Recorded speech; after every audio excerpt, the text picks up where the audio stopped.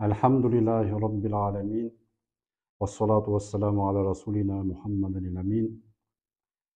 Amma ba'd. Esselamu aleyküm ve rahmetullahi ve berekatuhu.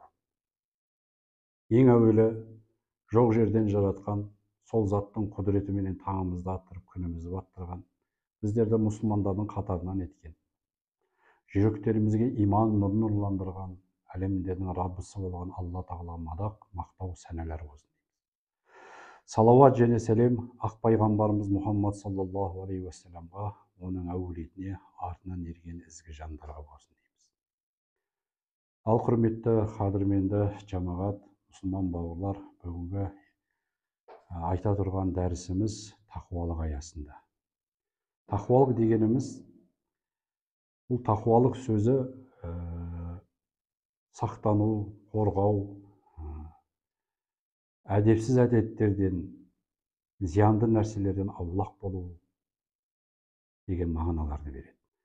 Ал енді шариғаттағы түп мағынасы күнәлі істерден, ұятты нәрселерден бойымызды аулақ болуды, Алла тағалаға және оның елшісі пайғамбарымыз Мұхаммад саллаллаху алейхи уассаламға бойсынуды, және де ақыретімізге азық жинауды, былайша айтқан кезде шариғат аясында өмір сүруді, осыны тақуалық деп айтады екен. Астағузу билла, Алла тағала Хашр сүресі 18-ші аятында: Аузу биллахи минаш шайтанир раджим, бисмиллахир рахманир рахим, я айюхаллазина аману ваттақуллах ва ла танзуру нафсум ма қаддамат лиғад ваттақуллах инналлаха хабирун бима таъмалун. Садақаллахул азим. Алла тағала осы Хашр сүресі 18-ші аятында пенделеріне қайырылып: ва иман келтірген пенделерім, Алланың бірлігіне, барлығына иман келтірдің ба? Ақырет күнінің болатындығына иман келтірдің ба? Онда тақуалардан бол, Алладан қорқ деп жатыр. Және әрбір жан иесі, әрбір адам баласы ақыретіне, о дүниесіне қандай азық жинап жатыр? Не істеп жатыр ақырет үшін? Ізгі істері бар ма? Сауаптары бар ма? Сол жинаған азығына көңіл бөлсін дейді. Пайғамбар саллаллаху алейхи уассаламның хадисінде мына дүние ақыреттің егін зары деп бекер айтпаған. Демек, мына дүниеде біз жиған тергеніміздің ішінен бізбен бірге о дүниеге, ақыретке бара тұрған нәрселер ең бірінші ол иман, ізгі істеріміз, жиған сауаптарымыз екен. Ары қаратай Алла тағала тағы да Құдайдан қорқыңдар, тақуалардан болыңдар деп жатыр. Демек, бұл аятта екі рет тақуалық сөзін қолданып жатқан себебі, біз мұсылман адамы үшін тақуалы болу, тақуалықтың аясында өмір сүру ең мойнымыздың борышы болып табылады. Пайғамбар саллаллаху алейхи уассаламнан сұрағанда тақуалық деген не дегенде, пайғамбарымыз ат-тақуа ха-хуна деп жүрегіне ишара қылған екен. Демек, тақуалық мына жерде деп айтқан. Пайғамбарымыздың әйгілі сахабасы Абу Хурайра радиаллаху анху көптеген хадистерді жеткізген.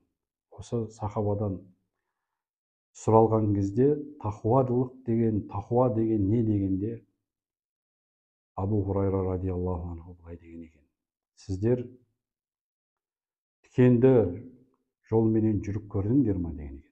Я, біз жүріп көрдік. Сендер сол жолдармен қалай жүрдіңдер деп өздерінен кері сұрақ қойғанда, әлгі кісілер: біз аяқтарымызды теріп, аяқтарымызға тікеніне кіріп кетпесін деп жақсы жолдармен жүруге тырыстық деген. Онда Абу Хурайра радиаллаху анху, міне тақуалық деген мына дүниенің жолында, мына өмірде түрлі жаман нәрселерден, күнә нәрселерден бойымызды аулақ ұстап, теріп жүруімізді меңзеген екен.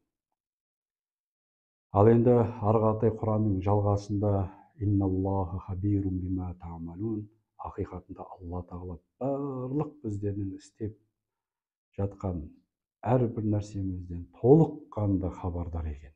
Сондықтан біз еш нәрсені ақыретте жасырып қалмаймыз. Алла тағаланың аясында отырған кезде әрбір ісімізге жауап береді екенбіз. Тақуалық деген бір уақытты, бір мезгілді бізде күтетін, бір іздеп жүретін амал емес. Бұл тақуалық әрбіріміздің ісімізде, жүріс-тұрысымызда, жұмыс орындарымызда, отбасылық жағдайларымызда көріне тұрған амалдардың қатарынан бұл. Өйткені шариғат тыңдаған адам бақыттылыққа жетеді. Бабамыз Қабылиса жырау бабамыздың мына бір сөзіменен сөзімізді тамамдайық. Бақыт қайда барасың дегенде, шариғатын тыңдаған, о дүниесін, ақыретін ойлаған, аллалаған үйге барамын деп айтқан екен.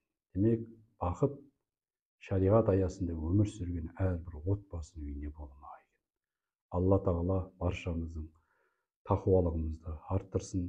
Алла тағала осы айтылған үгіт насихаттарды оқыған пенделерден қылып, ұрпақтарымыздан салиқалы, иманды, азиз перзенттерді нәсіп қылсын.